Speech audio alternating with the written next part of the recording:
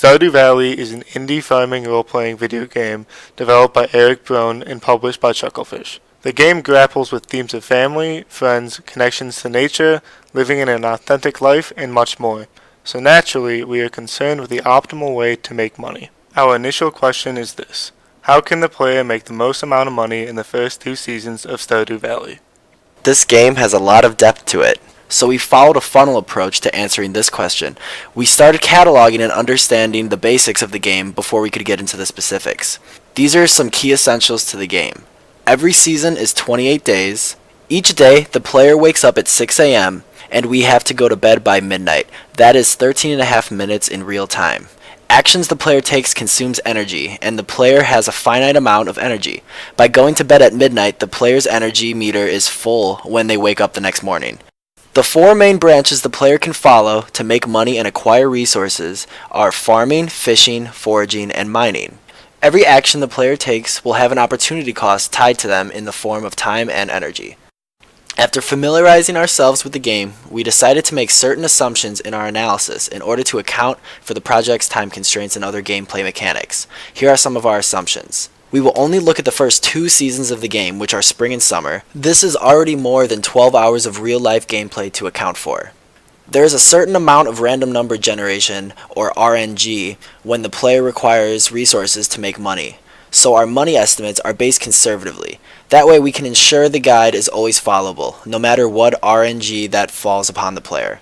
An example of our conservative estimates can be expressed through our expected yield from blueberries. We found that we could get anywhere from 36,000 to 50,000 gold for a harvest, depending on RNG with how many blueberries could be harvested per plant. In our calculations, we used 36,000 only. Basically, any estimates that had a range, we went with the lower bound of that range. There are more specific assumptions that will be mentioned in later sections. With a foundation laid, we can begin to explore the specifics of the game and collect hard data. We need to quantify almost every area of the game in order to optimize it. For a given activity, that involves measuring the time required to complete it, energy expended doing it, and the money and resources acquired as a result of it. We define farming, fishing, foraging, and mining. With farming, the first thing to analyze are the seeds you would be using. First, we divided all the seeds into their respective seasons, only caring about spring and summer seeds. Next, we categorize seeds into multiple harvest versus single harvest seeds. The last categorizations are the cost per seed, gold per harvest, days between harvests, number of harvests per month, and the total overall gold over 28 days. We determined that the best crop at the player's disposal for spring were green beans and the best crop for summer are blueberries. In the spring, we found that green beans were the best because they were making us the most money. Our alternative, strawberries, are only available to purchase once late into the season, so they aren't as profitable. In the summer, we found that blueberries were the best because they consistently yield 3 berries per harvest with a random chance for more, and this is the most profitable option.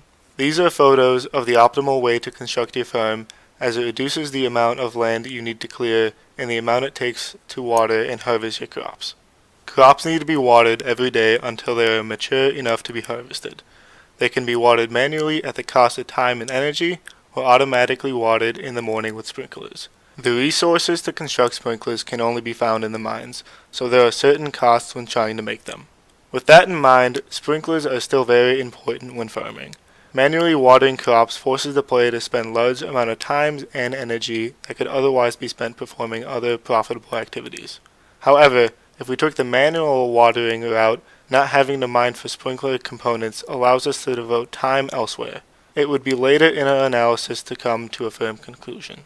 When analyzing farming, we came to our first assumption that we will only be analyzing the first 2 months. In the long run, we determined farming is more profitable for the player, because the ceiling for profit in farming is nearly limitless, while other activities are based on how much you can collect in a given day.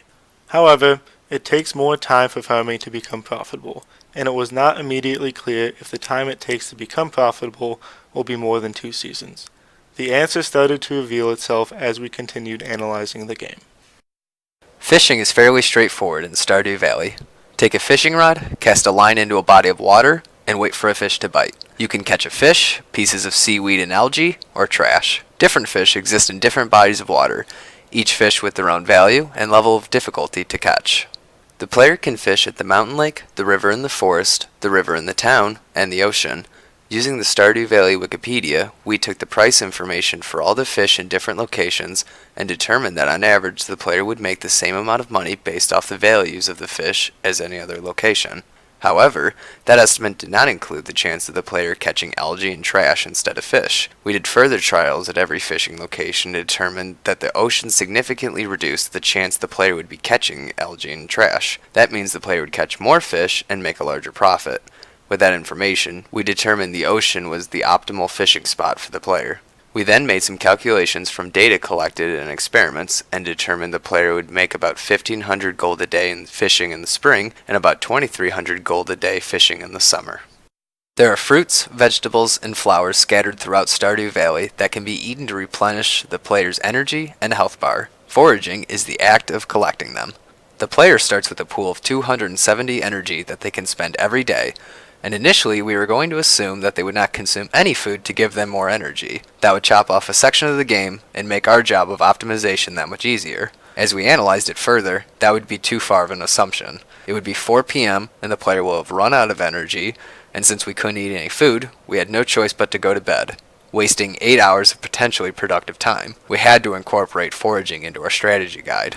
An optimized foraging path only takes 4 in-game hours to complete, and would give the player enough energy to work for 2 full days. The time the player would waste by running out of energy and having hours left in the day vastly outweighs the time cost of foraging. A special foraging event begins in spring. In days 15 through the 18th, salmonberry season starts. Salmon berries are plentiful throughout the valley, and if the player hunts them for all 4 days, they will be set on energy consumption for weeks. In Stardew Valley, there is a mine that a player can explore to acquire metals, gems, and fight monsters.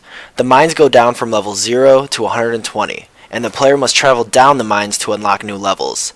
They can also take an elevator to travel to levels they have already been to. We made an assumption here. The player will only travel as far as level 50 because as the player travels further in the mines, the enemies become more difficult. Making this assumption ensures the player will not drop to 0 hit points, which has disastrous ramifications for optimizing the first 2 seasons. With that assumption in mind, we then conducted trials to determine the resources the player would receive in clearing 10 levels worth of the mine.